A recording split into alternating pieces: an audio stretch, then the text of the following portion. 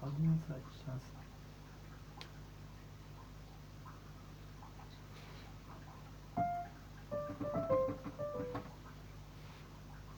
А что тогда значит?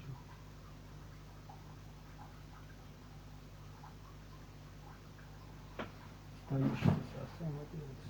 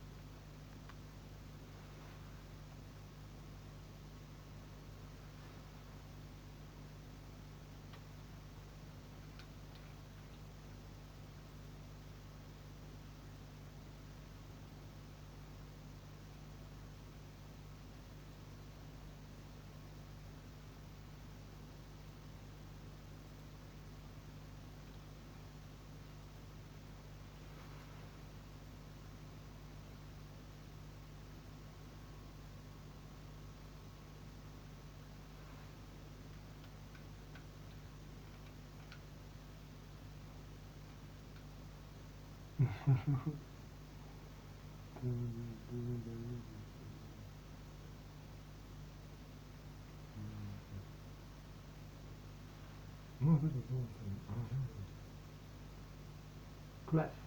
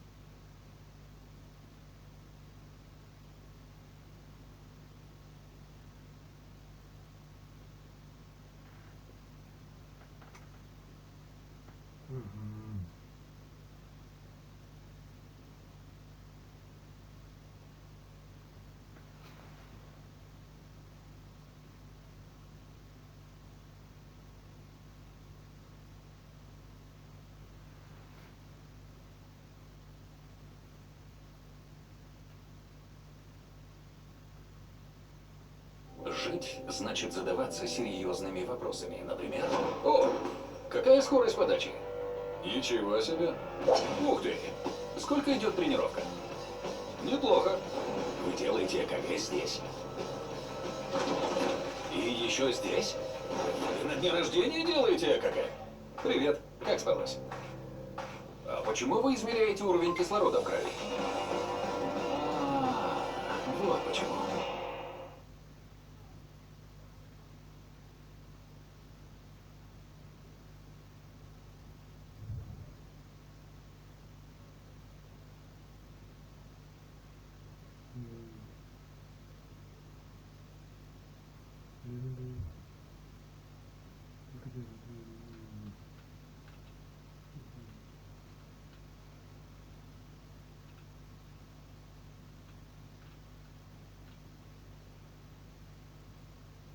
All right, I have another very interesting topic, inflammation, okay? Now, inflammation is a normal healing repair process, but the problem is when your body has chronic inflammation, all sorts of destruction can occur. And also an infection against a virus or bacteria or another pathogen, it's our own body's reaction to that pathogen that creates the damage.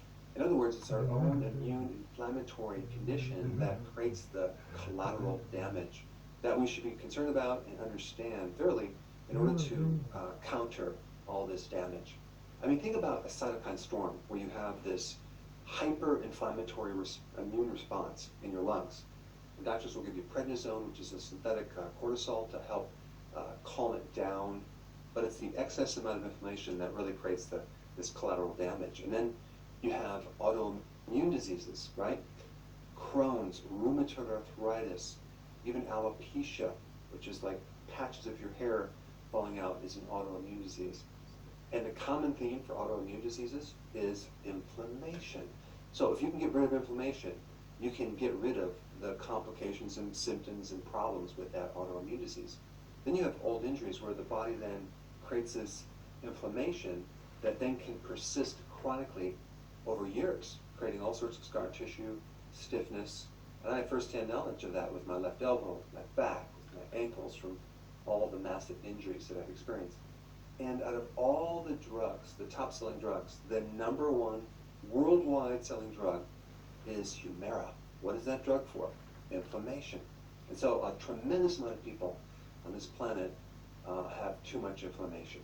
Now, before I get into the causes of inflammation, I want to touch on a new word that you may never heard before. It's called inflammatory oncotaxis. Now, what is that? It's a phenomenon where cancer tends to spread into areas of mechanical injury to your body.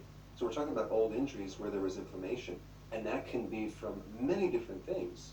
You can have food irritation to your colon, where you have this repetitive inflammatory response in your colon where the cancer spreads into.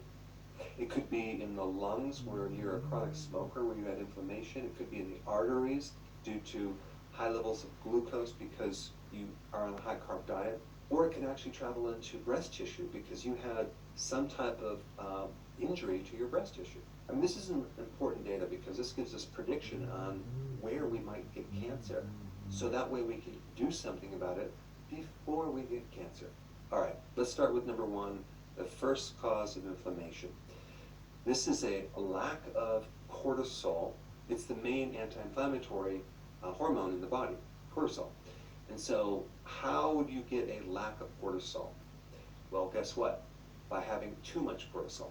Too much cortisol, just like too much insulin, creates cortisol resistance. And so you have this situation where you actually have a lot of cortisol flowing through your bloodstream because you're under a lot of stress, but it's not effective, it's not working. So if you look at a condition like Cushing syndrome, where you have high levels of cortisol, all the symptoms really relate to a deficiency of cortisol. That is because the receptors become resistant when you have high levels of that hormone flowing through your bloodstream. Same thing happens with diabetes. With diabetes, you have high levels of insulin because the glucose is high, but it doesn't work. That's why the blood sugars start going higher. because there's nothing there to push it down. Insulin is supposed to lower the blood sugar, but if it's ineffective, it's not going to do that. So any condition where you have an itis, whether it's bursitis, arthritis, tendinitis, usually involves a lack of cortisol, because you have too much cortisol, and that's creating the resistance. Too much cortisol is very toxic, just as too much insulin. So it's just one way your body tends to protect against excess amounts of cortisol. But in the process, it gives you a lot of other symptoms. Now, just so you know, the best thing for anything related to itis is vitamin D. And I'm going to get to some of the remedies after I'm done with the causes.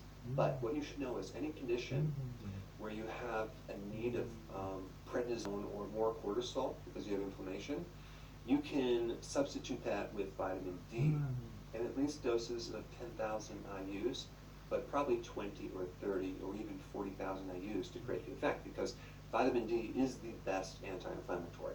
And it's not really even a vitamin, it's a hormone which acts very similar to cortisol.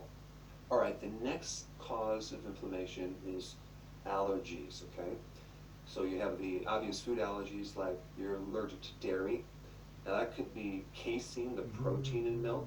And so if you eat dairy, it's going to create a constant inflammatory condition in your digestive system. What about gluten? That's the protein in wheat.